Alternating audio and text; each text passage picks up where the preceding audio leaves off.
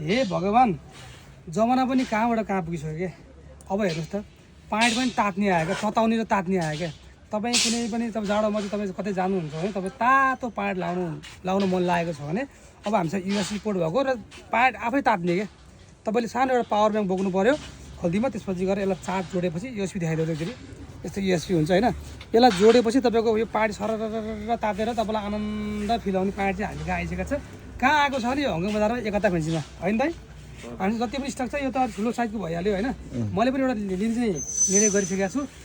एकदम मजाको तातो पाइड युएसबी जोड्न मिल्ने खुट्टा चाहिँ सिरदेखि पाउँछ न्यानो भएर बस्नु मन लाग्छ भने तपाईँ कहाँ आउनुहोस्, एकता फेन्सी हङकङ बजार आउनु होला।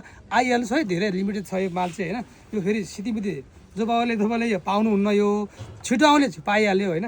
अब यो चाहिँ एकदम मजाको तातो आनन्दले पाइड लगाएर चाहिँ तपाईँले कतै जान मन लाग्छ होइन, घुम्न जान मन लाग्छ, कतै जान मन लाग्छ भने यो पाइडलाई तपाईँ अहिले भर्खर तुरुन्तै रेडी भयो भने आइहाल्नुहोस् है त। ठिक छ।